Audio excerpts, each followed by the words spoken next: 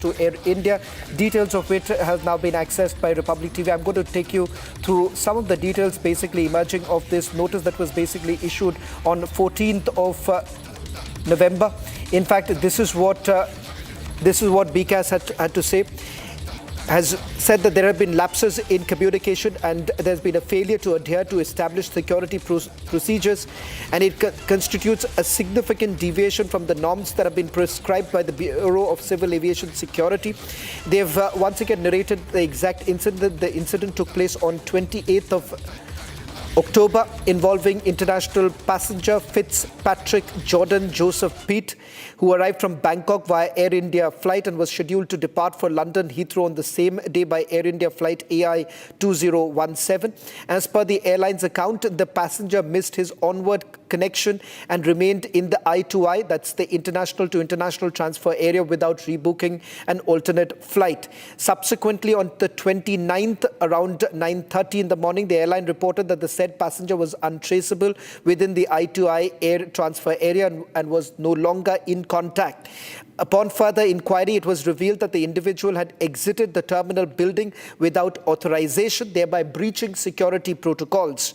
In the whole process, Air India neither followed the guidelines and nor provided prior intimation, either immigration or CISF, regarding the passenger's extended stay or subsequent disappearance. So BCAS basically pulls up Air India saying that they neither informed immigration or CISF regarding the passenger's extended stay or subsequent disappearance. We'll put this out. It's a massive security lapse and failure on the part of the airline to basically inform the immigration as well as the CISF regarding the passenger's extended stay or subsequent disappearance. It so turns out that he still remains untraceable. 15 days on, he's still untraceable. Let me go across to Harsha as we put out more details. Capt Randhawa is also joining us on this broadcast. Capt Randhawa, Republic Media Network has now accessed full details of this entire case. A short while back, Capt Randhawa, when I spoke to the Delhi police, they essentially indicated that efforts are still on to trace this British deportee. How does this actually happen? He is at the I-to-I terminal area, which means he's right inside the airport. How does he manage to exit? Who do you think is responsible for this security lapse?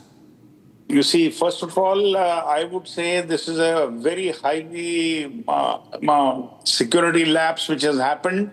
And firstly, we have to blame Air India for the security lapse. And if you see, Air India has been in the news. Either it is security or it is, maintenance of the aircraft, or there was an accident. So I would say that since the time this airline is privatized, there has been a lot of problems in the airline and they are not able to streamline. The first security lapse has taken place that Air India has lowered the guard.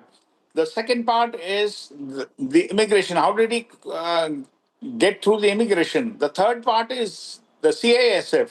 How did he go out of the airport? Because a person cannot come outside the airport unless he is accompanied by airline rep, and he has to escort him outside in case, supposing he misses a flight or they put him in a hotel. So he has to be escorted. How this man has gone out? It is really sad that it could have been, supposing a terrorist. Now what happened? It is a normal passenger who was intoxicated, who was a deportee, but had it been a terrorist, you couldn't have taken such chances and all. And these security lapses are unacceptable as far as the airline is concerned and even the CISF is concerned. How did he get out?